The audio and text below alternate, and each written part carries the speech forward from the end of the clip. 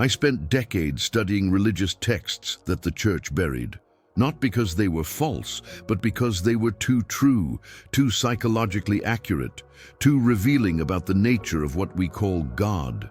And among all the texts I studied, the Gnostic Gospels, the Dead Sea Scrolls, the apocryphal writings, one stood out as containing a prophecy so profound, so psychologically revolutionary, that I devoted years to understanding its implications. The Book of Enoch. A text excluded from the biblical canon, labeled as apocryphal, relegated to obscurity by religious authorities who recognized, I believe, that it contained something dangerous, something that threatened the entire theological structure Christianity had built. Because the Book of Enoch does not present God as complete, perfect, finished. It presents God as developing, as becoming conscious, as needing human participation to evolve.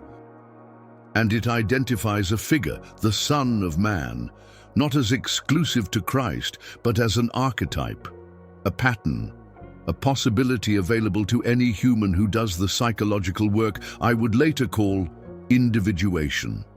When I first read the Book of Enoch seriously, I was working on my book Answer to Job, struggling with the problem of divine morality, trying to understand how the God of the Old Testament, who allows Satan to torment innocent Job, who destroys with floods, who demands violence, could be called good.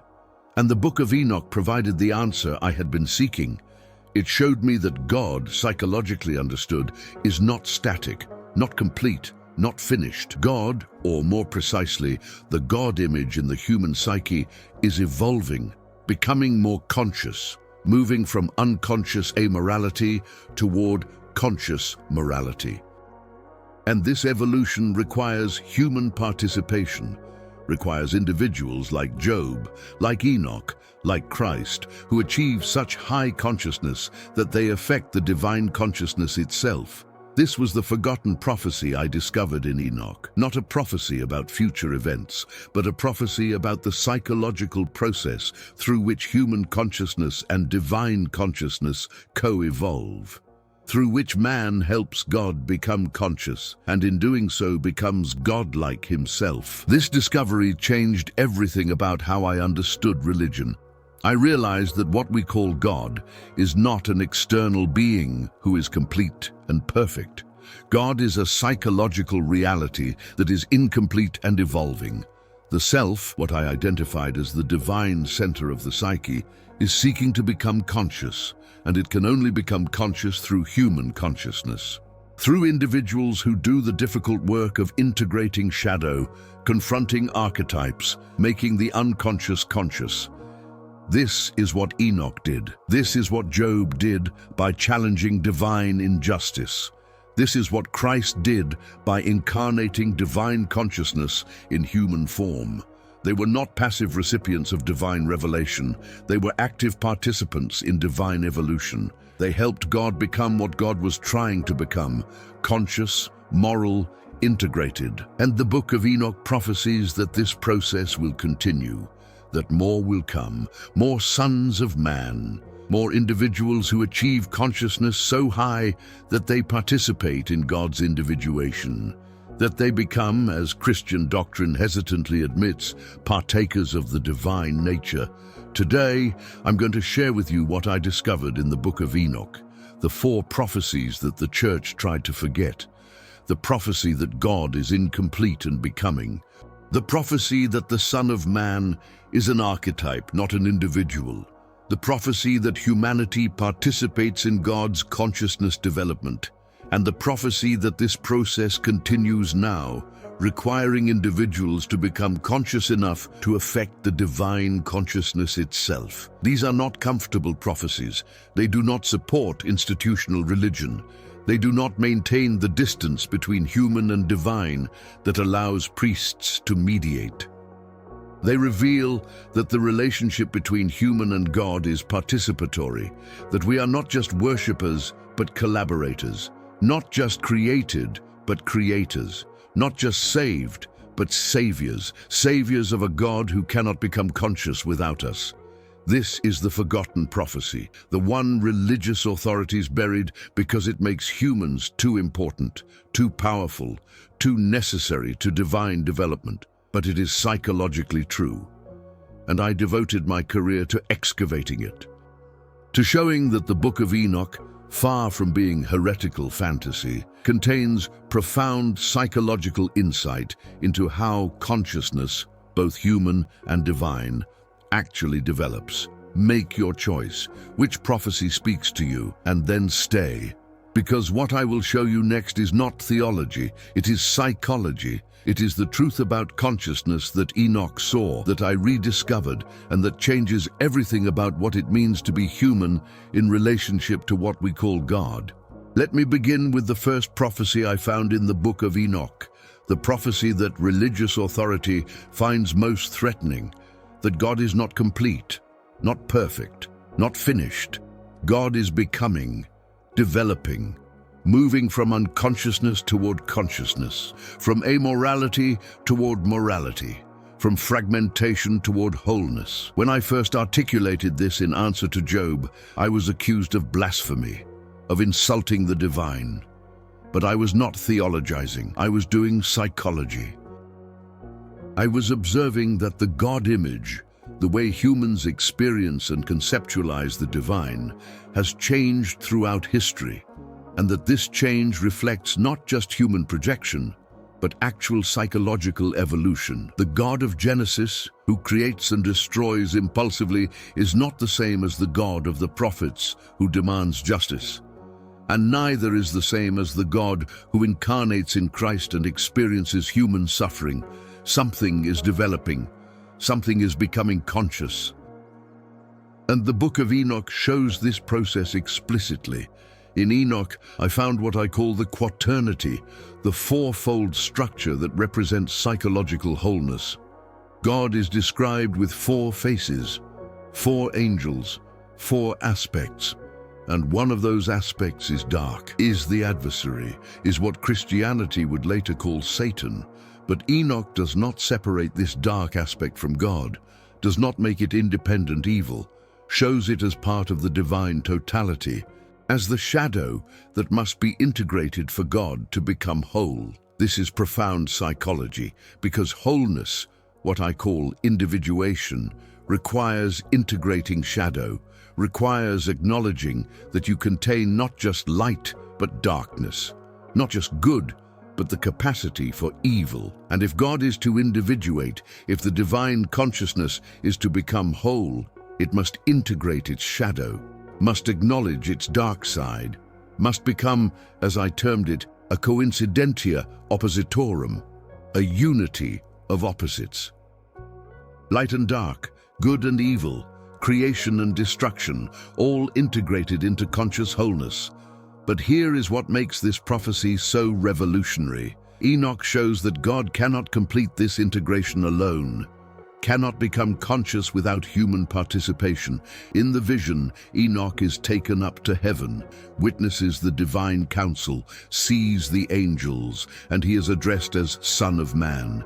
He is not just observer, he is participant, he is included in the divine process. And this inclusion, I realized, is essential, because consciousness requires reflection, requires an other who can witness, can question, can challenge.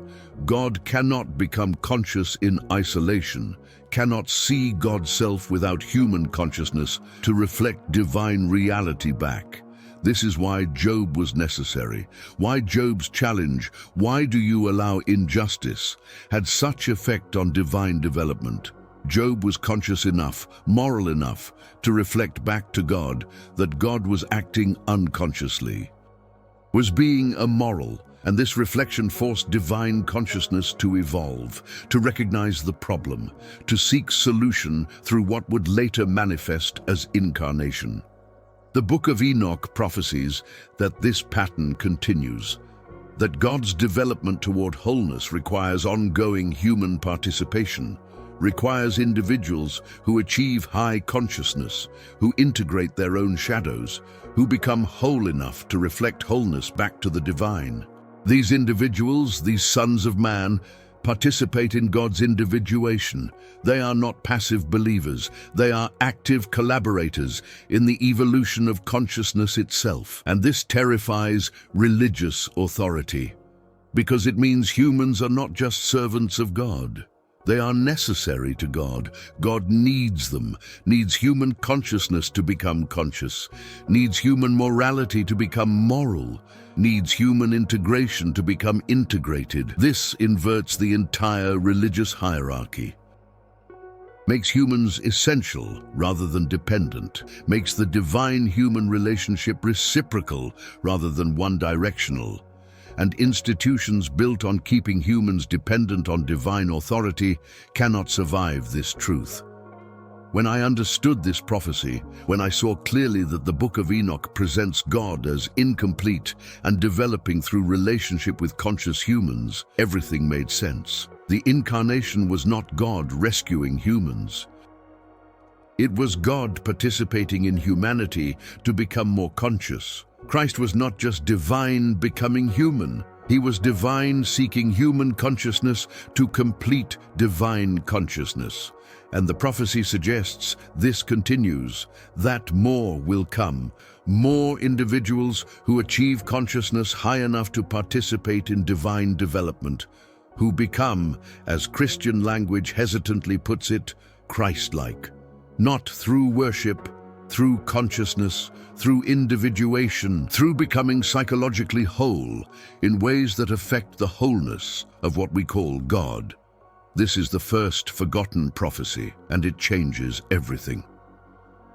The second prophecy I discovered in the Book of Enoch challenged everything Christianity teaches about Christ's uniqueness. In Enoch, the title Son of Man appears repeatedly, but it does not refer to a single individual. It refers to a pattern, an archetype, a possibility that can manifest in any human who achieves the necessary consciousness. Enoch himself is addressed as Son of Man, and the prophecy speaks of this figure in terms that are both individual and collective, both specific person and universal potential. When I read this, I recognized immediately what I had been trying to articulate in my work on archetypes. The Son of Man is not Jesus exclusively. Jesus manifested the Son of Man archetype, embodied it fully, demonstrated what it looks like when a human becomes conscious enough to contain divine consciousness. But the archetype itself transcends any individual, is available to anyone who does the psychological work required to actualize it. This is not diminishing Christ. This is understanding what Christ actually accomplished psychologically. He did not save humanity by dying on a cross in some transactional sense. He saved humanity by demonstrating what is possible when human consciousness develops to its highest potential, when shadow is integrated, when ego dies to allow self to emerge, when an individual becomes so whole, so conscious, so integrated that the divine can manifest through them completely. This is what Son of Man means in Enochian prophecy. Not Son of God exclusively, but Son of humanity who has achieved godlikeness through consciousness development. And the prophecy is clear. More will come. More will achieve this. More will manifest the archetype, because the archetype is not possession of one individual. It is pattern available to the species, is potential waiting in every human psyche to be actualized through the difficult work of individuation. When Christianity made Christ's sonship exclusive, when it insisted that only Jesus is Son of God and that this status cannot be replicated, it betrayed the Enochian prophecy. It took an archetype and made it a monopoly, took a universal potential and claimed it for a single individual. And this served institutional purposes perfectly, because if only Christ can be Son of Man, if only he can manifest divine consciousness, then everyone else remains dependent, remains in need of mediation, remains unable to access directly what Christ demonstrated is possible. But the Book of Enoch, written centuries before Christ, shows that Son of Man was always understood as potential, not monopoly. as archetype that could manifest in Enoch, in others, and would continue manifesting throughout history in individuals who achieve the requisite consciousness. And I saw this in my practice, saw individuals who, through deep analytical work, achieved states of consciousness that can only be described as numinous, as divine, as manifestation of the self that is indistinguishable from what religious language calls God realization. The archetype of the Son of Man represents what I call the individuated human, the person who has integrated shadow and light, who has made unconscious conscious, who has died to ego identification and been reborn as self-realized being. This is not common. The work is difficult. Most people never complete it, never even begin it. But it is possible. And when it happens, when an individual achieves this level of psychological wholeness, they manifest qualities that appear divine. They radiate what Rudolf Otto called the numinous. They possess authority that comes not from external position, but from internal integration. They speak and act from depths that transcend personal ego. They become, as Enoch did, as Christ did, conduits for consciousness that is both deeply human and recognizably divine. This is the Son of Man archetype actualized, and the prophecy says more will come, must come, because the evolution of consciousness, both human and divine, requires ongoing manifestation of this pattern. Understanding this changed my entire approach to spirituality and psychology. I stopped seeing religious figures as unique supernatural beings to worship. I started seeing them as examples of human potential to emulate. Started recognizing that what Christ demonstrated, wholeness, integration, divine consciousness in human form, is the goal of psychological development, is what individuation looks like when completed fully.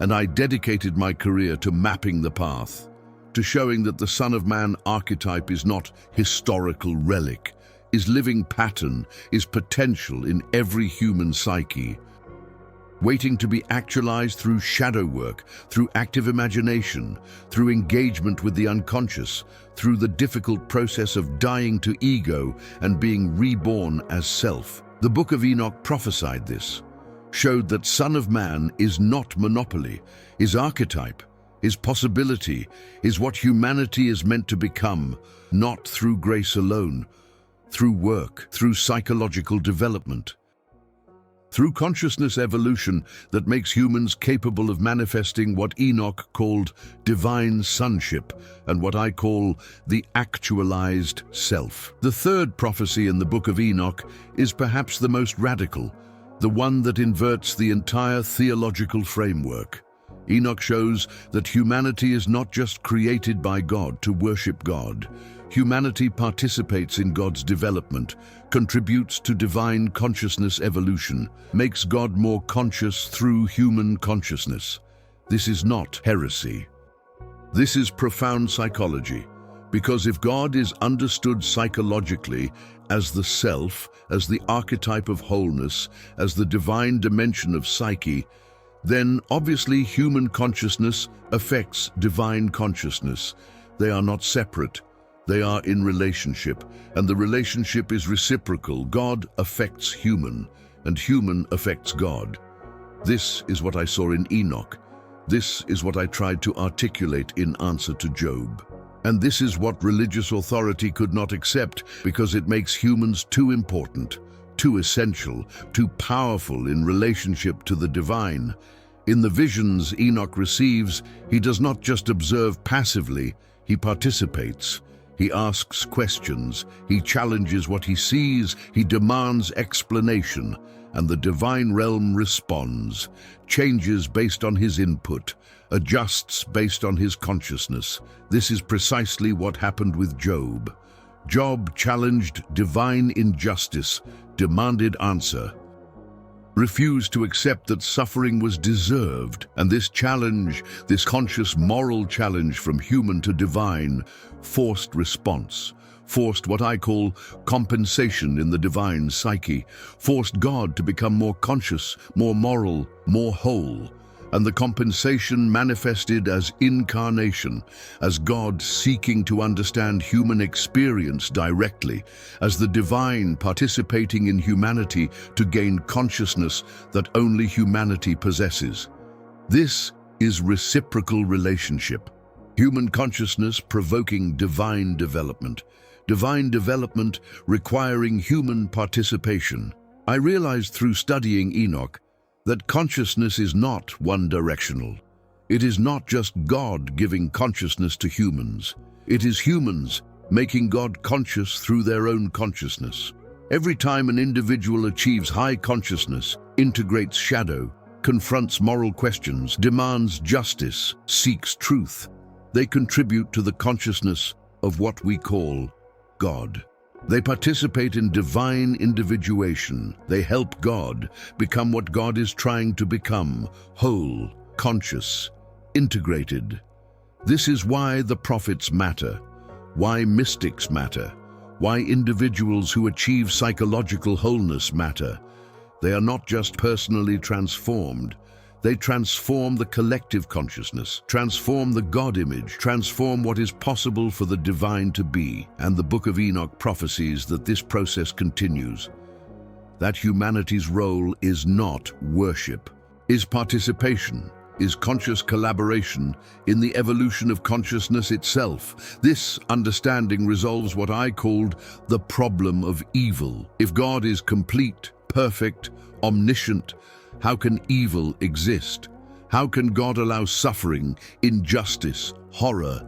The answer is God is not complete, not yet whole, contains shadow that has not been integrated, contains potential for evil that has not been made conscious and transformed.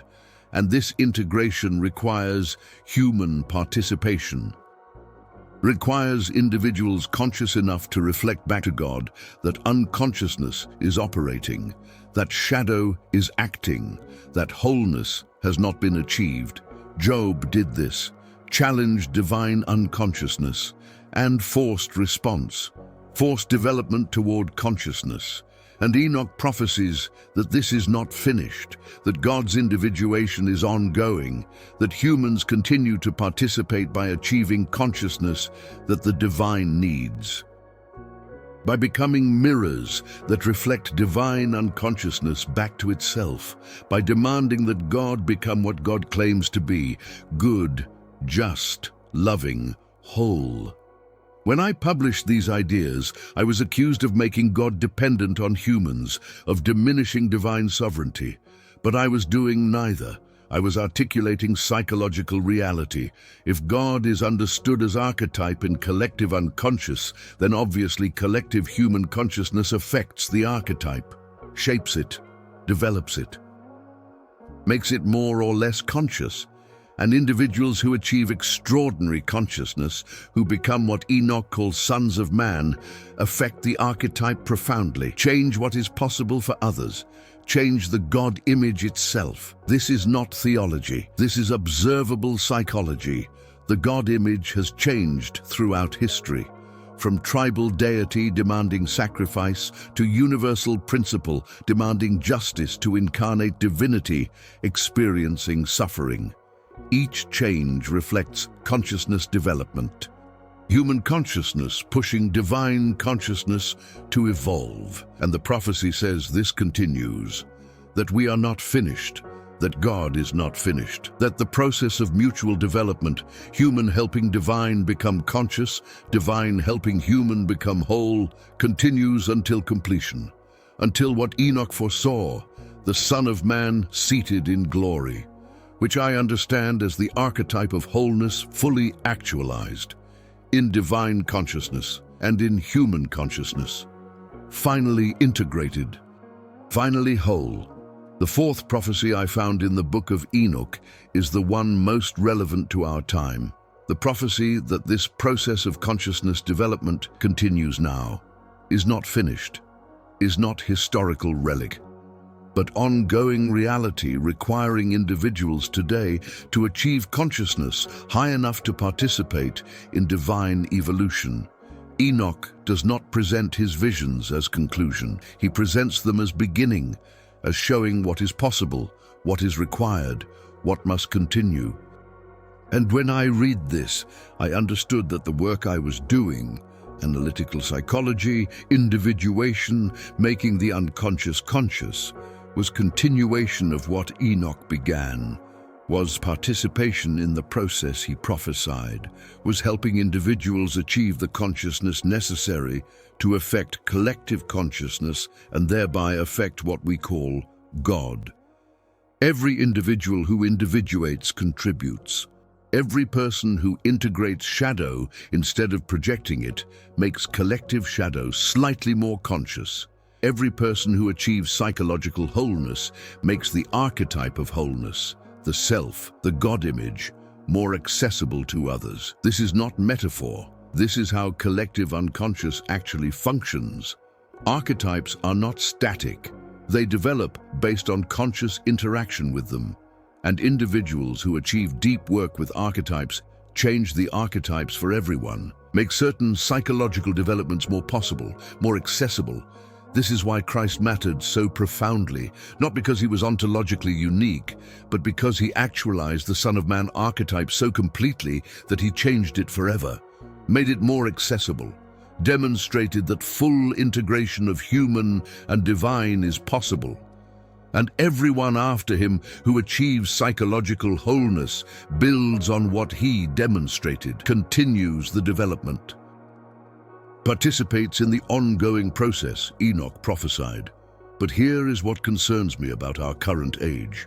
We have largely abandoned this work, replaced it with belief instead of experience, with doctrine instead of transformation, with comfortable religion instead of difficult psychological development. Most people in our time are less conscious than their ancestors, more identified with collective opinions, more possessed by unconscious forces, more fragmented psychologically. And this has consequences not just individually, but collectively.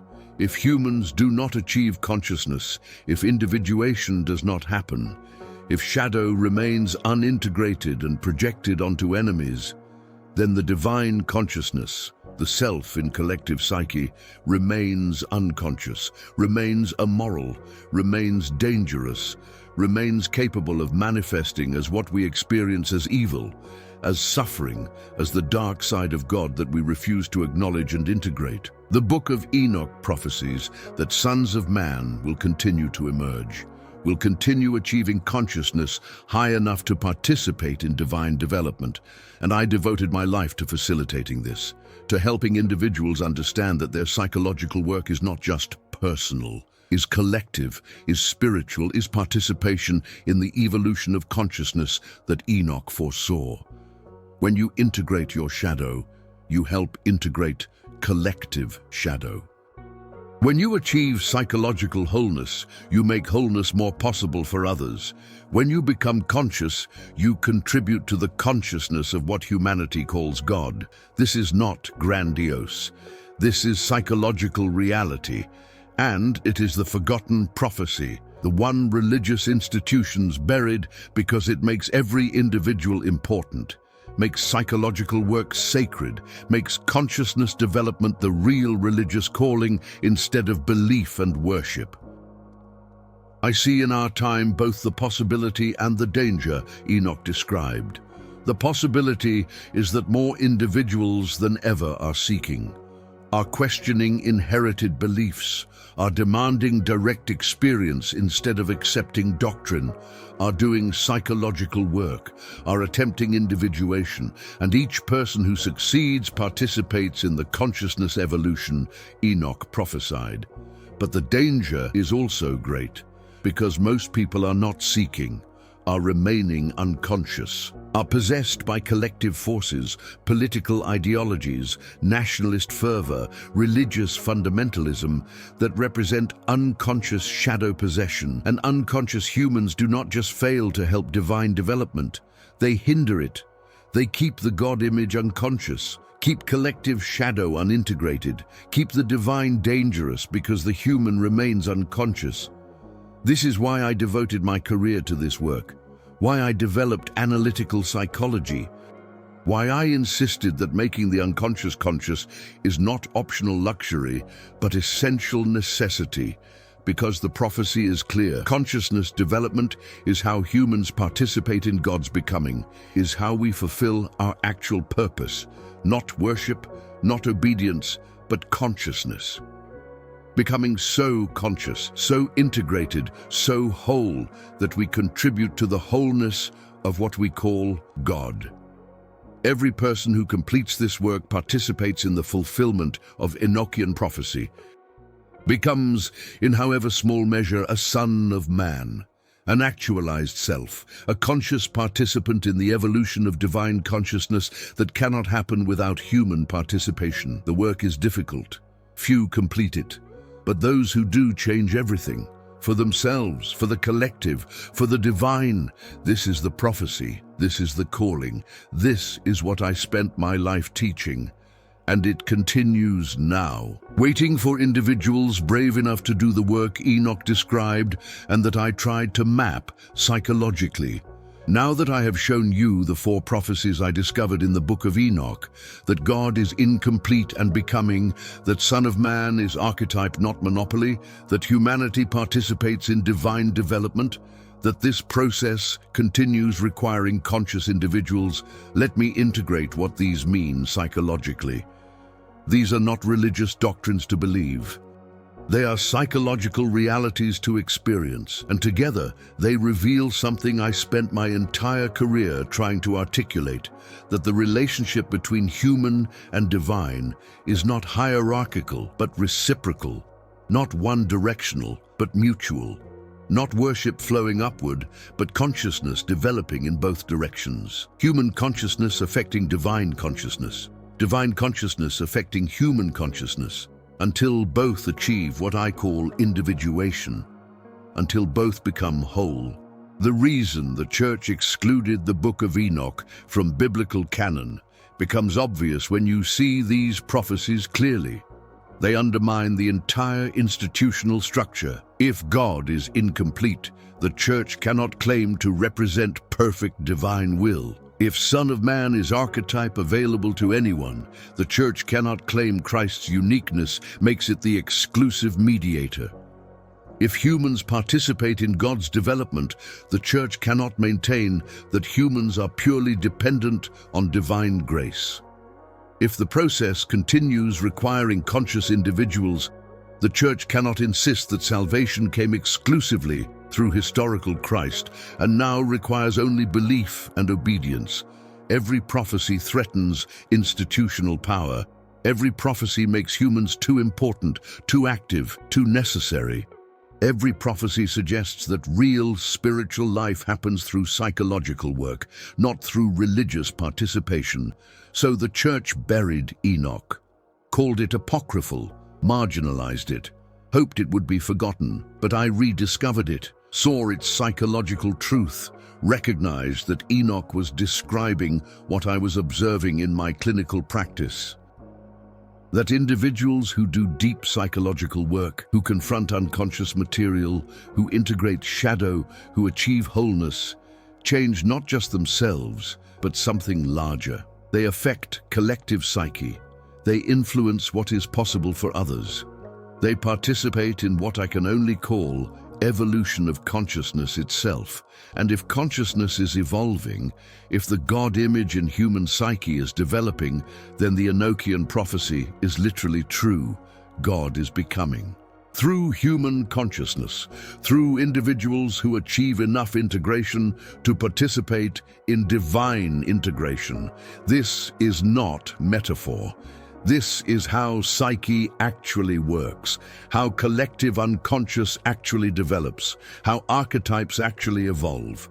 The 4 prophecies work together to describe complete psychological and spiritual process. God incomplete means the self-seeking wholeness. Son of Man as archetype means individuation is universal potential, not exclusive event. Human participation means consciousness development requires active work, not passive belief. Process continuing means the work is now not finished, requiring individuals today to participate. And when you see this whole, you understand what I was trying to accomplish with analytical psychology. I was providing method for fulfilling Enochian prophecy, for becoming conscious enough to participate in consciousness evolution, for actualizing Son of Man archetype through individuation, for contributing to God's development through your own psychological wholeness. This is not grandiose. This is what Enoch saw, what I rediscovered, what I believe is the actual purpose of human existence. But I must be honest about something that troubles me deeply. Most people will not do this work, will choose comfortable belief over difficult transformation, will prefer religious participation over psychological development, will remain unconscious while claiming to be spiritual. And this has consequences, not just personally, collectively. Because if humans do not become conscious, if shadow remains unintegrated, if the work Enoch prophesied does not happen, then God remains unconscious, remains dangerous, remains capable of what we experience as evil. The dark side of God, what I explored in answer to Job, does not integrate itself. It requires human consciousness to recognize it, to reflect it back to divine consciousness, to force the integration that creates wholeness. And if humans fail in this work, if we remain as unconscious as we currently are, then the divine remains fractured, remains capable of destruction, remains amoral. And we experience this as the suffering, the evil, the horror of history. This is why Enochian prophecy matters now more than ever. We are at crossroads. Collective consciousness can develop or regress, can become more integrated or more fragmented, can achieve the wholeness Enoch foresaw or descend into the unconsciousness that manifests as catastrophe. And the difference is individuals. People who choose consciousness over comfort, who do the work of individuation, who become conscious enough to affect collective consciousness, who actualize the Son of Man archetype, who participate in God's becoming. Every person who completes this work tips the balance, makes wholeness more possible, contributes to the fulfillment of the prophecy. And every person who remains unconscious, who projects shadow, who stays fragmented, contributes to collective unconsciousness and divine incompleteness. The prophecy is clear about stakes and time. Process continues now, requires conscious individuals now, and outcome depends on whether enough people hear the call and do the work. So now you understand what I discovered in the Book of Enoch and why it matters psychologically. But understanding is not transformation. Practice is required. The practice of actualizing what Enoch prophesied, of becoming conscious enough to participate in divine development, of doing the work that makes you, in however small measure, a son of man. I devoted my career to developing methods for this, methods that anyone can practice, methods that lead to the consciousness Enoch described and that I call individuation. Let me share these practices with you, the practices that allow you to participate in the prophecy. To become what Enoch foresaw is possible for humanity. The first practice is shadow integration. This is non-negotiable. You cannot become whole without integrating shadow, cannot participate in God's wholeness without first achieving your own. Shadow work means identifying everything you reject about yourself and bringing it back into consciousness. Every person you judge carries your projection. Every quality you despise in others exists in you. The practice is noticing your judgments, writing them down, and asking, where is this in me? Not in the same form necessarily, but the energy, the capacity, the potential, and owning it. Admitting, I contain this. I am capable of this. This is part of my totality. And as you do this work, as you integrate what you rejected, you become more whole, more conscious, and your increased consciousness affects collective consciousness, makes collective shadow slightly more integrated, participates in what Enoch called God's development toward wholeness. The second practice is active imagination. This was my method for accessing unconscious material directly, for dialoguing with archetypes, for encountering what I call the objective psyche, the dimension of psyche that transcends personal ego and connects to something greater. You sit quietly, allow images to emerge from unconscious, and you engage them, not interpret. Engage. You ask, "Who are you? What do you want? What do you need from me?" And you listen, not with ears, with consciousness. The response comes as images, as words, as felt sense. And through sustained practice, you develop relationship with unconscious, with archetypes, with what Enoch called the divine realm. This is not fantasy. This is accessing depths of psyche where, as I discovered, human consciousness touches divine consciousness, where you can encounter directly what religious people call God and what I call the self. And through this encounter, you participate in the mutual development Enoch prophesied. The third practice is what I call holding the tension of opposites. This is essential for wholeness. You must learn to contain contradictions, to be both strong and vulnerable, both rational and intuitive, both individual and connected. Most people collapse into one side, identify with ego's preferred qualities, and reject the opposite. But wholeness requires holding both, requires being comfortable with paradox, requires what Enoch described as the quaternary, the fourfold nature that includes all opposites. Light and dark, good and evil, masculine and feminine, conscious and unconscious. The practice is noticing when you collapse into one-sidedness, when you reject paradox, when you insist on either or instead of both and consciously choosing to hold the tension, to allow contradiction, to be complex. This is difficult. Ego hates it, but self requires it. And as you develop capacity to hold opposites, you become more like what Enoch described, more like Son of Man who contains both human and divine, more like the individuated consciousness that participates in God's individuation. The fourth practice is what I call conscious suffering. This is perhaps most difficult, but essential. Enoch suffered, Job suffered, Christ suffered. Not because suffering is good, but because consciousness development requires it, requires confronting what you would prefer to avoid, requires feeling what you habitually suppress, requires sitting with pain instead of distracting from it. The practice is choosing to feel, to sit with difficult emotions instead of avoiding them, to confront loss, grief, rage, fear instead of suppressing them. And as you do this, as you suffer consciously instead of unconsciously, something transforms.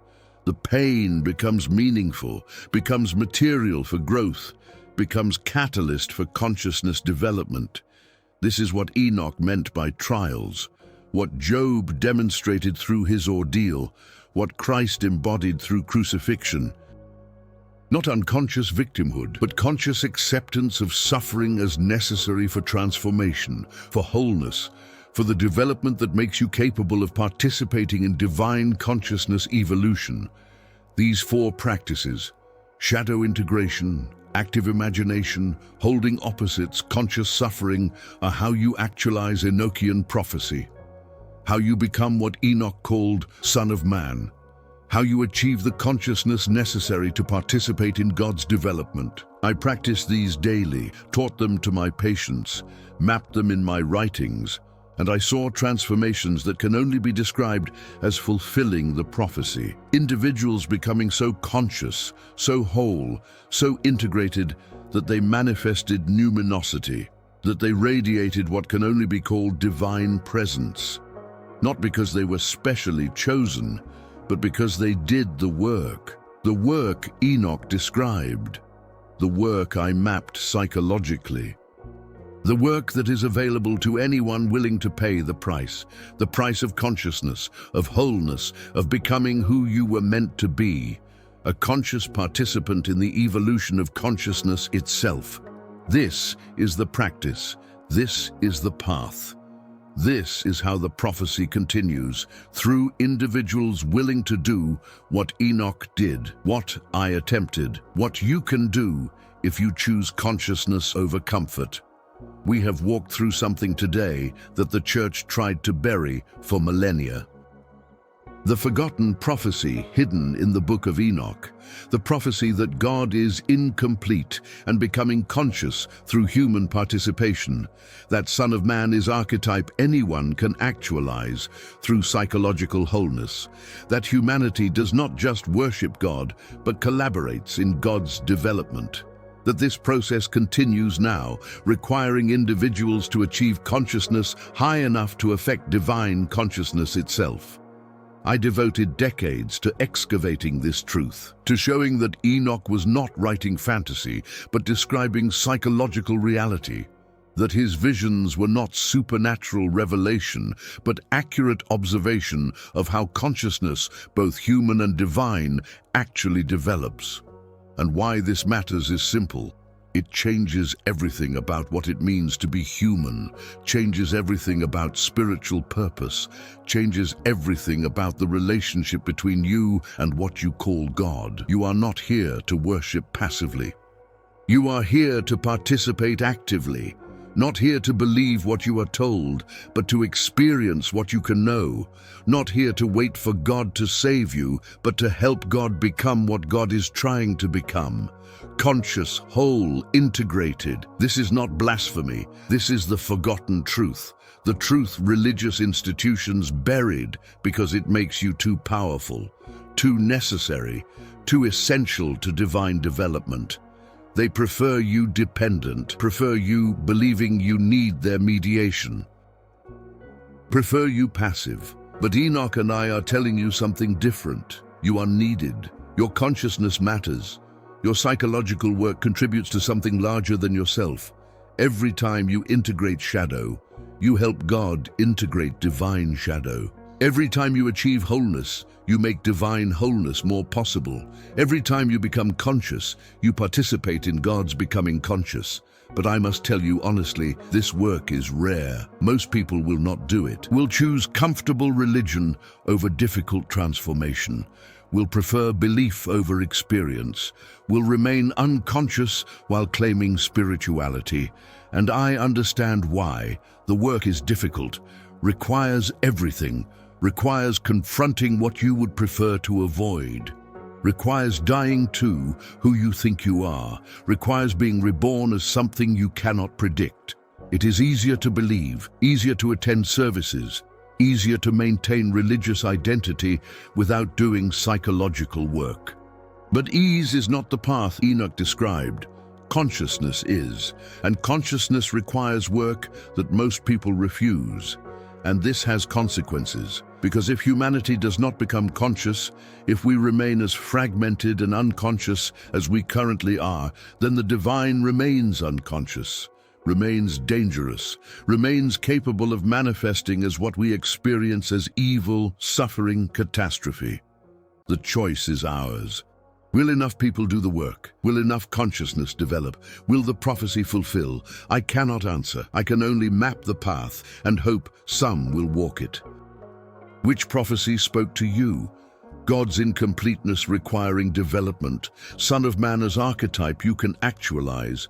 Human participation in divine consciousness, the process continuing now requiring your consciousness. And having heard it, what will you do? Will you continue believing you are separate from God, that your consciousness does not matter, that spiritual life is passive worship, or will you accept what Enoch and I are telling you, that you are necessary, that your work participates in something vast, that becoming conscious is not just personal growth, but contribution to consciousness evolution, that you can become, must become, what Enoch called Son of Man, what I call individuated human, what psychology recognizes as whole person who contains both human and divine, integrated into conscious totality. Share which prophecy resonated. Your recognition participates in the process itself, because conscious recognition is how archetypes develop. How collective consciousness evolves, how God becomes more conscious through human consciousness, acknowledging divine reality. Subscribe to continue this work. 2 more videos appearing now. Choose one. Until we meet again, though from my perspective beyond time, we are always meeting in the eternal now where consciousness resides. Remember this, the forgotten prophecy was never really forgotten. It lives in the collective unconscious, in the archetypal structures that shape human development, in the potential that waits in every psyche for actualization. Enoch saw it, I rediscovered it, and you can live it, can become what the prophecy describes, can participate in God's becoming, can be, in however small measure, a son of man, an individuated consciousness, a whole human who helps make divine wholeness possible. This is not distant future, this is now. The process Enoch saw millennia ago continues in you, through you, as you, if you choose consciousness, if you do the work. If you become what you were always meant to be, not passive believer, but active participant in the greatest work there is, the work of consciousness becoming conscious, of human helping divine become whole, of the prophecy finally fulfilling in individuals brave enough to actualize what Enoch foresaw and what I mapped. The work continues, and you are needed now, today, in this moment. Choose consciousness, become whole, participate. The prophecy waits for you.